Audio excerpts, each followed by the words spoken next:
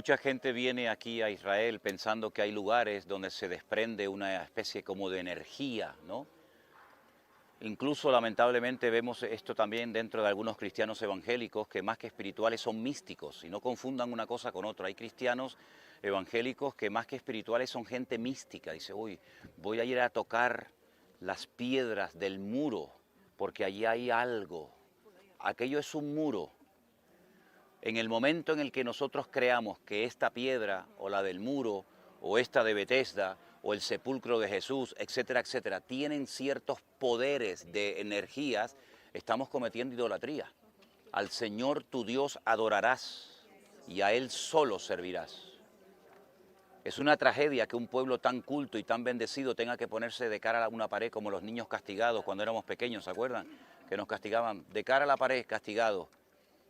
Yo no tengo que orar mirando a un muro porque mi Señor Jesucristo vive en mi corazón. No tengo por qué ir a un muro, ni tengo por qué venir aquí, pero hay cristianos, por ejemplo, he visto muchos hermanos que cuando llegan a las aguas del río Jordán se vuelven locos y están tratando de comprar una botellita para llevarse agua del Jordán, para regalársela a no sé quién en España o en su respectivo país, porque parece como que el agua del Jordán es agua bendita, ¿no? Y eso es el espíritu católico, que a veces la gente ha salido de la Iglesia Católica, pero todavía el catolicismo no ha salido de ello, ¿no? Pensando que la tierra, la cruz, la piedrecita, el agua, etcétera, etcétera, contienen una energía. Yo espero que no haya ninguno en este grupo que tenga ese rollo en la cabeza, porque eso no es bíblico, eso no es de Dios. En el momento en el que tú pienses que, bueno, que aquí como estuvo el Señor, bueno, es que lo importante no son las piedras, lo importante es que aquí estuvo el Señor e hizo un milagro. Pero yo no vengo aquí a recibir una bendición especial porque el Dios que servimos en nuestros respectivos países es exactamente igual que el que está aquí. Es más, a mi Señor Jesucristo aquí se le escupe y se le blasfema, y en mi país, por ejemplo, en muchos lugares no. Quiero decir que no caigan en la trampa, no caigan en ese misticismo ridículo, absurdo y antibíblico de pensar que este lugar tiene un magnetismo, tiene una energía especial porque aquí estuvo el Señor. La misma palabra lo dice, aquí estuvo el Señor. Pero lo importante no es el lugar donde Él estuvo, lo importante es que Él estuvo aquí, y eso es lo verdaderamente importante, ¿vale? Entonces yo espero que cuando vayan al río Jordán, hombre, si te quieres llevar agua al Jordán, pues te la puedes llevar, pero a ver si me entiendes, que es un agua, fíjate cómo sería el agua del Jordán en algunos puntos, que cuando le dijo el profeta Eliseo a aquel leproso, bueno, pues si quieres ser sanado, métete en el río Jordán 7 veces, y él dijo, en mi país hay ríos que están más limpios que este que está todo lleno de barro. Dice, pues vete a tu país a bañarte si quieres. Si no es porque este agua sea un agua santa o sea un agua diferente, sino era un acto de obediencia y de humillación. Eso es lo importante del relato bíblico, no en sí el agua, no en sí el lugar, ¿no? Entonces, bueno, aquí viene la gente a ver el estanque de Betesda, que es lo bíblico, pero esto no tiene nada que ver con la Biblia, ¿verdad? Esto no tiene absolutamente nada que ver con la Biblia. Entonces, la gente a qué viene aquí, pues a honrar. Hay una estatua entrando a la iglesia a la derecha de, pues lo típico, ¿no? De otra virgen, a Santa Ana, la madre o la madre de la madre del Señor Jesucristo, que no tiene nada que ver con el relato bíblico, pero a la gente siempre le gusta tener algo a lo que agarrarse, algo que tocar, algo que decir, bueno, lo toqué. Hermano, no caigan nunca en ese error, porque aquí hay una cosa en este país, en esta ciudad, mejor dicho, y ustedes lo pueden ver en internet para que sepan en qué consiste y cómo se manifiesta ese síndrome. Se llama síndrome de Jerusalén, que a mucha gente le pasa aquí. A un cierto tipo de persona le ataca el síndrome de Jerusalén, que se estudia en psicología, y aquí hay gente que va por la calle diciendo que son el profeta Elías, otros que son Juan el Bautista, otros que son Jesucristo. No lo hemos visto en este viaje, pero hay 2 o 3 por aquí por la ciudad que van descalzos, con túnicas, con manchas de sangre, con la cruz, diciendo que ellos son el Señor Jesucristo, y en eso consiste el síndrome de Jerusalén.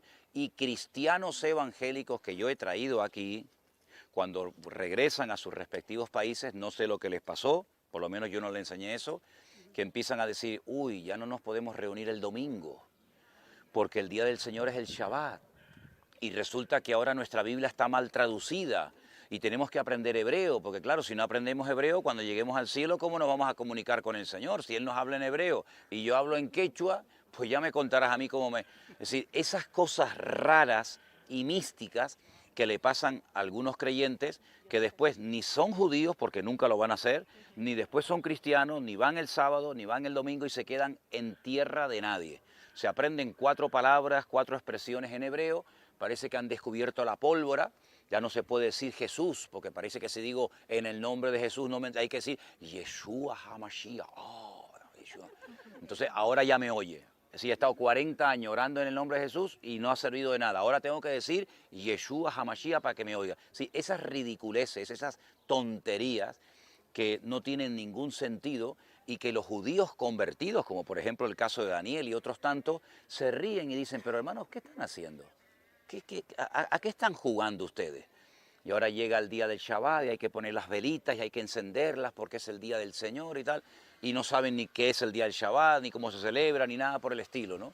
Me acuerdo que una vez estábamos comiendo en una casa y había una muchacha que era creo que era de Guatemala o de un país de Centroamérica y era el día del Shabbat. Entonces, bueno, oramos por la comida, entonces yo cogí así el pan, lo partí para dar un trocito a cada uno y me dice, no, pastor, así no se puede partir el pan. Digo, ¿cómo se parte el pan, mi hija? Dice, no, usted tiene que partirlo, pero desde arriba lo tiene que estirar así para que sea como el maná. Digo, mira, escúchame una cosa. Déjate de estupideces, déjate de tonterías, como que el maná. Si dice la Biblia que cuando entraron en la tierra prometida ya cesó el maná. Entonces es como querer ir más allá de lo que dice la palabra. ¿Se dan cuenta? Entonces estamos disfrutando, están viendo cosas interesantes, pero nosotros tenemos una forma de ser que siempre y cuando no vaya en contra de la palabra del Señor, ustedes no tienen por qué ahora tener que aprender hebreo para poder comunicarse con el Señor, porque parece como que el Señor el español no lo entiende, ¿no? O no le vamos a entender a Él. Yo doy gracias al Señor de que nuestras Biblias, aunque no son unas traducciones perfectas, porque no hay ninguna traducción perfecta, todo lo que ustedes saben de la palabra del Señor y del Señor lo han aprendido de la Biblia que tienen. Por lo tanto, de mal traducida, nada. Puede ser que a lo mejor no tenga la profundidad del concepto de la palabra, ¿verdad? Del término en original, pero bueno, para eso hay diccionarios y para eso hay comentarios. No tenga ninguna frustración, porque por ahí he visto a muchos que dicen, no, es que nuestra Biblia está mal traducida y no sirve. ¿Y a usted quién le dijo eso? ¿Quién le dijo a usted que la Biblia nuestra no sirve? Entonces lo que hemos leído no es así, era todo al revés de lo que hemos leído. No caigan en esa trampa, porque eso es rotundamente falso, ¿vale? Me acuerdo que yo durante muchos años yo no quería saber nada de Israel. ¿Por qué? Porque las personas que me venían hablando de Israel parecía que se habían vuelto tontos. Recuerdo una vez una hermana que me llegó con un sobrecito así, pequeñito, de tierra, me llamó aparte. A mí ya cuando me llaman aparte ya me mosqueo, ¿no? Pues yo digo, aparte esta mujer a mí, ¿para qué me llama? Pastor, hablaba así despacito, en cámara lenta, ¿no? Todo lo contrario a mí, ¿no? Digo, hermana, venga, dése prisa que yo no puedo estar quieto 5 minutos. A ver, ¿qué me quiere decir? Pastor, es que le traigo algo de la Tierra Santa. Digo, dígame entonces, hermana. Y me dice, esto es Tierra Santa. Digo, bueno, mira, con todo mi respeto, esto es tierra como cualquier tierra del mundo. La santidad no la tiene la tierra, la santidad la tiene el Señor, que le da la santidad a la tierra. Como comencemos a darle a los objetos una santidad y un valor, es como los ídolos que son nada, pero el que adora al ídolo le da, este es para los viudas, este es para los casos imposibles, este es para los conductores, este es para los bomberos, y le damos nosotros a las cosas inanimadas el valor. Entonces, no caigamos en ese error, porque hay cristianos y cristianas que tienen esa tendencia a lo místico, ¿no? Claro, yo sé que el primer viaje es el que más impacta. El primer viaje a Israel es el que más impacta porque todo es nuevo, todo es novedad, todo te llama la atención. Pero miren, yo les voy a decir una cosa, el que no tiene a Cristo no tiene al Padre. Y el que no tiene al Padre no tiene al Hijo. Todos estos que veis ahí dándose cabezazos en el muro, como no acepten al Señor Jesucristo, el Señor Jesucristo dijo, vosotros sois de vuestro padre el diablo. Uf, madre mía, qué fuerte, ¿no? Y si no os arrepentís, todos pereceréis igualmente. Cuando lleguemos a la presencia del Señor, el Señor no te va a pedir el pasaporte. ¿Eres judío? Pase. ¿Eres de Honduras? No, tú no puedes entrar. El Señor no le va a pedir la nacionalidad a nadie. Lo que nos va a preguntar es qué hicimos con nuestro Señor Jesucristo, si lo reconocimos o no lo reconocimos. Por lo tanto, somos nosotros, no se olviden nunca de eso, somos nosotros los que tenemos que provocarlos, hacerlos a ellos y darles testimonio.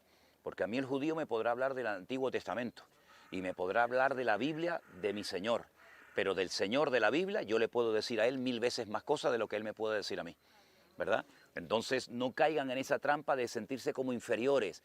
Claro, es que el pueblo de Dios fue el pueblo de Israel durante siglos, pero hoy en día dice la Biblia, y vosotros que no erais pueblo, ahora sois pueblo de Dios, real sacerdocio, nación escogida, ¿verdad?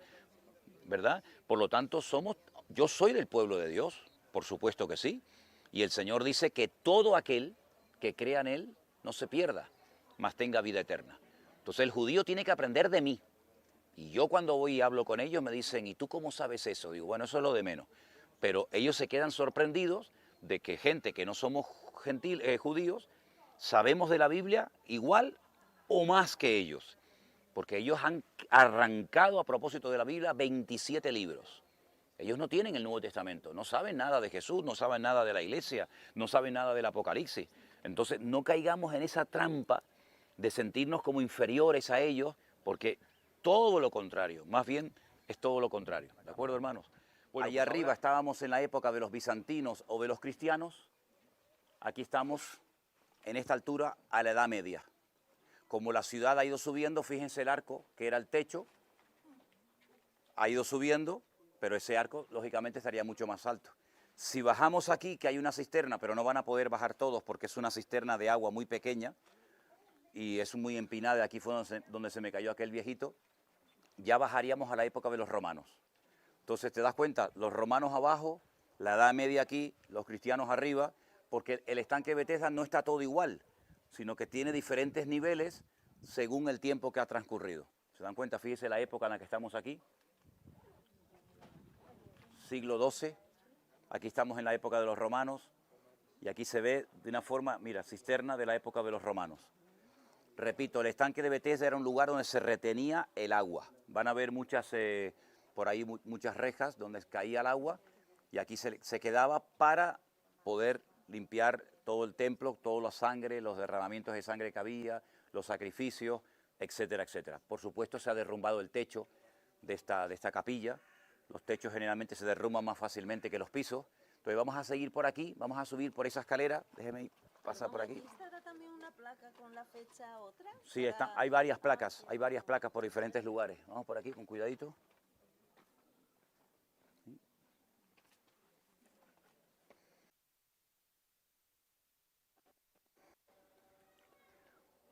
Y esta es la parte del estanque de Betesda más antigua. Probablemente lo que cuente Juan capítulo 5 se refería ahí abajo, a esas escaleras. Esto era un estanque lleno de agua, esto no existía, por supuesto.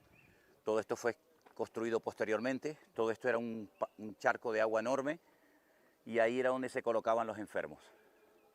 Fíjense que el templo está detrás de aquella pared y los enfermos preferían venir aquí a esperar el supuesto ángel que bajaba y movía el agua antes de ir al templo, porque ellos sabían perfectamente que en el templo ya la gloria del Señor no estaba, y aquello, como lo definió muy bien el Señor, era una cueva de ladrones. Entonces la gente prefería venir aquí esperando su supuesto milagro antes de irse al templo. Qué tragedia, ¿no? Dice que aquí había una multitud de ciegos, de cojos, de paralíticos, de gente enferma, esperando su milagro. Pero el único milagro que aquí se produjo fue el de Juan capítulo 5, cuando dice la Biblia que el Señor Jesucristo entró y sanó a aquel paralítico. ¿Por qué no sanó a todos? ¿Por qué los demás no le pidieron ser sanados? Bueno, parece ser que no les interesaba mucho, preferían, como hay gente, ¿no? Nunca olvidaré la experiencia que tuve una vez en una reunión que tuve en un auditorio en la ciudad de La Coruña, en Galicia, que me acerqué para orar por un señor que era ciego y me dijo, no, por favor, no ore por mí, no ore por mí. Digo, pero ¿usted no cree que el Señor le puede hoy sanar de la vista? Y me dijo, claro que lo creo, por eso no quiero que ore por mí. Digo, ¿pero y por qué? Dice, porque yo soy el presidente de una institución que en España se llama la ONCE, Organización Nacional de Ciegos de España. Y si él era sanado, perdía el puesto de trabajo. Entonces prefirió quedarse ciego antes de que oráramos por él. ¿Qué te parece? Es una leyenda como tantas que hay. Entonces lo que descendía el Espíritu Santo para nosotros no era verdad. No, aquí no descendía nada y la Biblia no habla de que descendía el Espíritu Santo, hablan de un ángel. No descendía ni se movía nada, es una leyenda que está totalmente